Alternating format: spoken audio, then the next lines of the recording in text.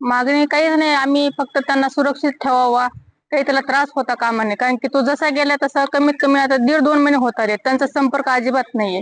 त्याचा फोन पण लागत नाही, तो फोन पण उचलत नाही. म्हणजे माझाच नाही, घरातला कोणाचाच फोन उचलत नाही तो आणि बोलत सुद्धा नाहीये.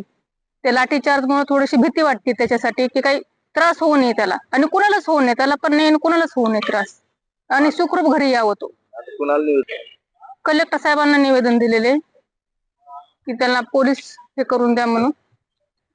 ते कलेक्टर सरांतर्फे राष्ट्रपती यांना लेटर पाठवलेलं आहे आम्ही आणि की बाबा तो एकदम सुखरूप यावं म्हणून आणि त्याला कोणताही त्रास होणे. आमचा दिल्ली पोलीसवर विश्वास नाही आहे अजिबात, कारण की त्यांच्यामुळेच लाठीचार्ज होतो आणि तेच मुलांना मारतात.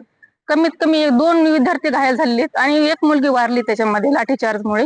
त्याच्यामुळे आमचा त्यांच्यावर विश्वास अजिबात नाही. आम्हाला महाराष्ट्र पोलीसची सुरक्षा हवी. मी डॉक्टर जितेन वंजारे, अभिजित दिपके हे माझे मेव्हणे आहेत. गेल्या 60 दिवसापासून भारतामध्ये ते विविध शहरामध्ये विविध राज्यामध्ये जात आहेत आणि त्यांच्या जीवाला धोका होऊ शकतो. कारण दिल्ली हे अलग राज्य आहे. महाराष्ट्र पोलिसांवरती आमचा विश्वास आहे, परंतु दिल्ली पोलिसांवरती आमचा जराही विश्वास नाही. कारण ते ज्या पद्धतीने अतिशय निर्दयीपणे विद्यार्थ्यांना मारहाण करत आहेत हे आम्हाला बघवत नाहीये आणि अभिजित दिपके यांचा फोनही लागत नाही. त्याच्यामुळे त्यांच्या जीवितास धोका असू शकतो. म्हणून आम्ही कुटुंबीय म्हणून आता सध्या माननीय जिल्हाधिकारी साहेबांना याच्यापूर्वी एकदा प्रसिद्धी माध्यमांमार्फत एक निवेदन दिलं होतं आणि आताही निवेदन दिलं आहे की सन्माननीय अभिजित दिपके साहेबांना पोलीस प्रोटेक्शन महाराष्ट्रातर्फे दिल्लीला देण्यात यावं. आता सध्या कलेक्टर साहेबांना आम्ही निवेदन दिलेलं आहे.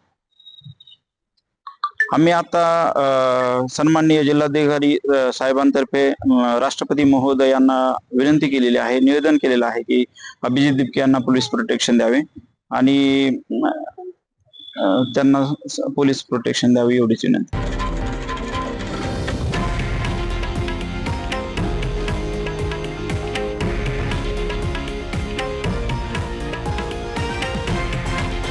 हे आहे देशातील नंबर 1 न्यूज नेटवर्क आणि आपण पाहत आहात TV9 मराठी, एकमेव.